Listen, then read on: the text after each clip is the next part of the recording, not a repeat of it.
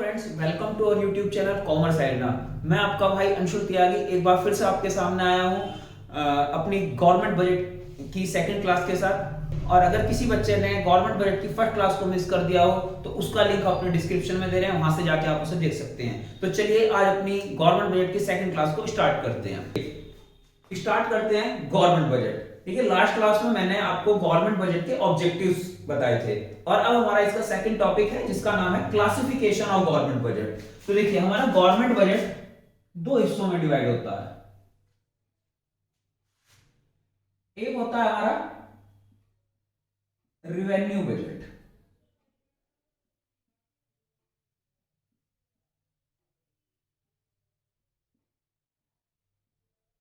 तो दूसरा है हमारा कैपिटल बजट।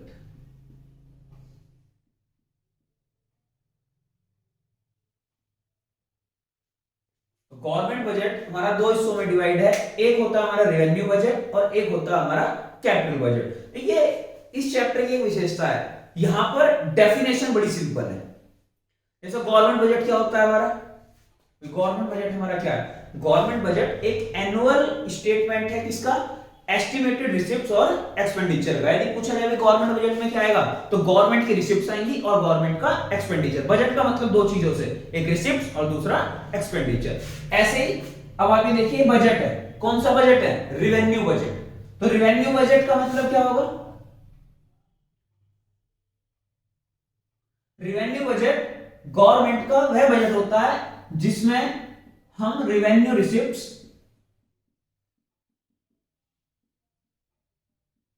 और रिवेन्यू एक्सपेंडिचर्स को रिकॉर्ड करते हैं।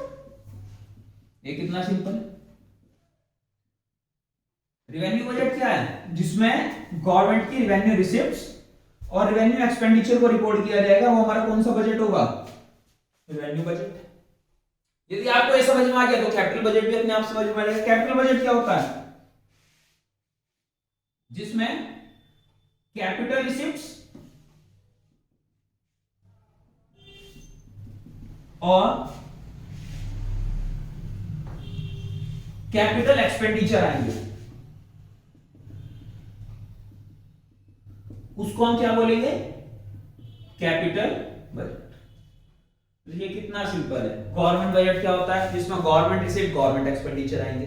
ये दो हिस्सों में डिवाइड है, एक रेवेन्यू बजट, एक कैपिटल बजट। रेवेन्यू बजट क्या होता है? जिसमें रेवेन्यू रिसीप्ट रेवेन्यू एक्सपेंडिचर। तो कैपिटल बजट क्या होता है? Very simple, capital receipt capital expenditure. अब बात ये आती है, जो हमारे सामने चार टर्म आई है, revenue receipts, revenue expenditure, capital receipt और कैपिटल एक्सपेंडिचर, ये क्या होती हैं? देखिए, इनकी डेफिनेशन को याद करना भी और समझना भी बहुत आसान है। और ये आसान अगर नहीं भी है तो मैं इसे बना दूंगा आसान।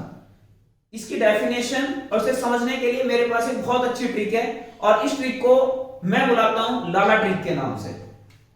अब देखिए, लाला ट्रिक क्या है। इनकी डेफिनेशन में कभी भी कोई समस्या आपको आएगी नहीं। देखिए करना क्या है,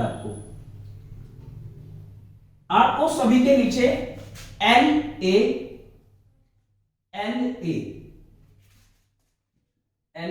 ये लिख लेना है, यानी कि आप 2 टाइम्स लाला लिख लीजिए, लाला लाला।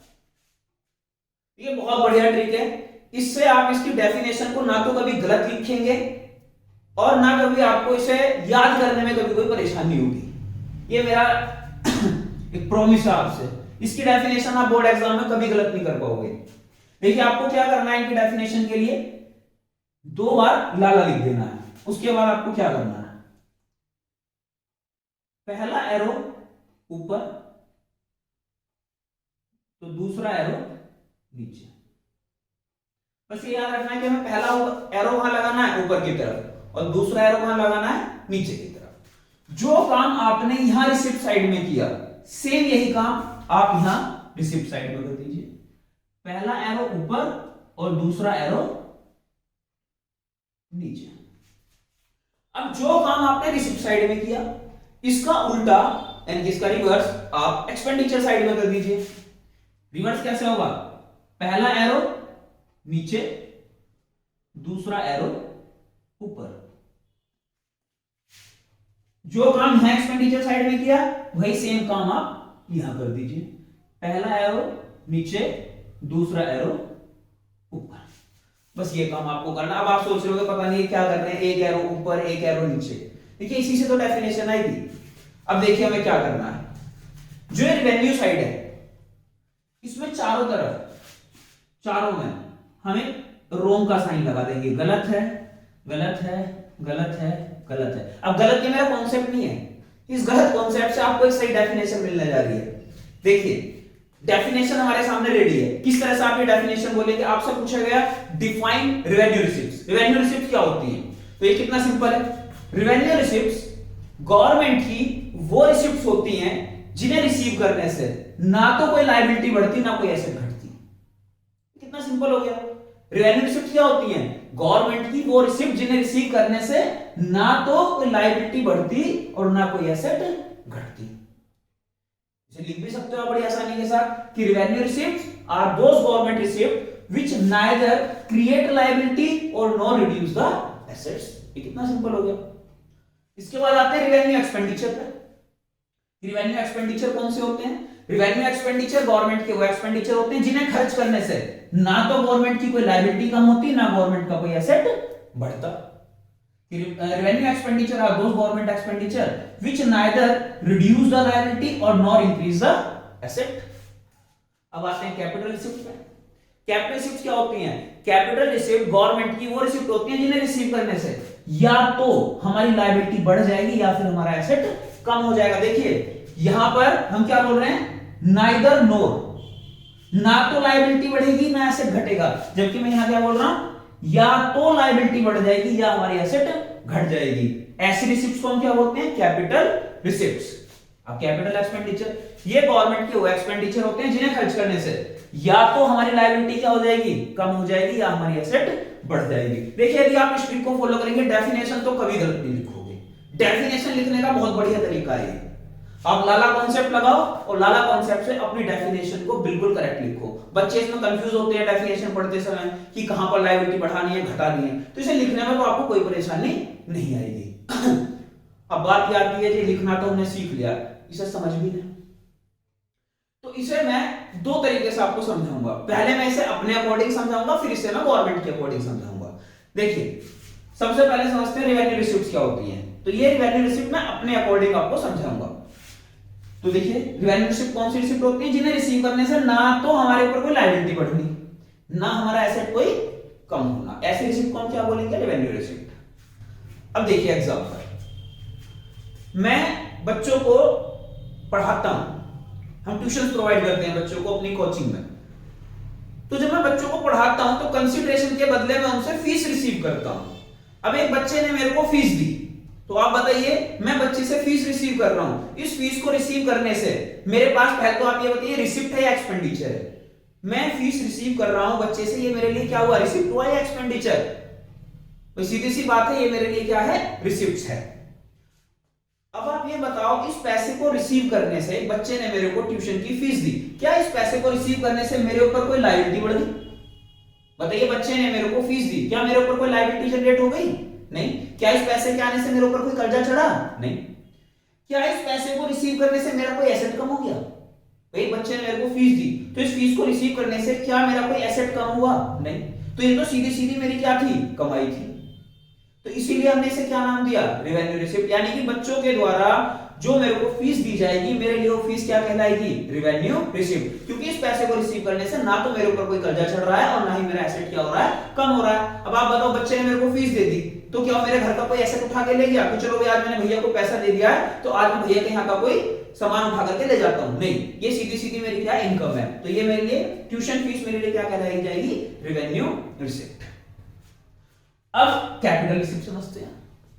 अब मान लीजिए मैंने आपसे कहा लाओ मेरे को आप 10,000 रुपीज दे दो, तो आप कहोगे भैया अभी तो हमने आपको आपकी ट्यूशन की फीस दी है, आप हमसे दोबारा क्यों पैसा मांग रहे हो? मैंने कहा नहीं, इस बार मैं आपसे अपने ट्यूशन की फीस नहीं मांग रहा हूं, मैं इस बार आपसे 10,000 रुपए उधार मांग रहा हूं। मेरे को पैसे की आवश्यकता है, आप हेल्प करोगे मेरी? यदि मेरे को पैसे की आवश्यकता होगी आप मेरी हेल्प करोगे ना? तो 10,000 रुपीज मैंने आपसे उधार मांगे। अब आपने मेरे को 10,000 रुपए दिए, मेरे लिए ये चीज रिसिप्ट है या एक्सपेंडिचर है? आप मुझे 10,000 रुपए उधार दे रहे हो तो मेरे लिए क्या है? रिसिप्ट है। मगर क्या इस पैसे को रिसीव करने से मेरे ऊपर कोई कर्जा चढ़ गया? क्या मेरे ऊपर कोई लायबिलिटी अराइज हो गई है? यस, आपसे मैंने पैसा उधार लिया, इस पैसे को रिसीव करते के साथ ही मेरे ऊपर लायबिलिटी क्या हो गई है? क्रिएट हो गई है, जनरेट हो गई है। इसलिए आपसे यदि मैं पैसा लूंगा उधार के तौर पर तो ये मेरे लिए कौन सी रिसिप्ट होगी? Capital receipt. दूसरा एग्जांपल लेते हैं। मान लीजिए मेरे को पैसे की आवश्यकता थी, मेरे घर में एक टीवी था या मेरे घर में कोई एसी था, फैन था, मैंने वो बेच दिया, उसे बेच करके मेरे पास पैसा आ गया। तो पैसा आ गया, मेरे लिए क्या है? रिसिप्ट है। अब इस पैसे को रिसीव करने से मेरे घर का जो एसेट था, मेरे घर का जो फैन था, मेरे घर का जो टीवी था, जो फ्रिज था, वो क्या हो गया? चला गया। तो ऐसा पैसा जिसे रिसीव करने से मेरे घर का एसेट चला गया तो वो मेरे लिए कौन सी रिसिप्ट बन जाएगी? Capital receipt. यानी कि एसेट्स को बेच करके जो पैसा आपके पास आएगा, जो रिसिप्ट्स आपके पास आएंगी, वो आपकी कौन सी रिसिप्ट हो जाएगी? Capital receipt. तो डिफरेंस कितना सिंपल है। आपने मेरे को ट्यूशन की फीस दी, इस पैसे को रिसीव करने से ना लायबिलिटी बढ़ी ना एसेट घटा, तो कौन सी रिसिप्ट? Value receipt. अब यदि मैं आपसे पैसा लेता हूं उधार के तौर पर तो इस पैसे को रिसीव करने से मेरे ऊपर लायबिलिटी बढ़ रही है, तो ये मेरी कौन सी रिसिप्ट है? Capital receipt. और यदि मैं अपने घर का कोई एसेट बेच देता हूं, उसे बेच करके मेरे पास पैसा आ रहा है तो मेरा एसेट कम हो रहा है, इस कारण से कौन सी रिसिप्ट मानी जाएगी? Capital receipt. अब आते हैं एक्सपेंडिचर पे। सेम एग्जांपल कंटिन्यू करेंगे।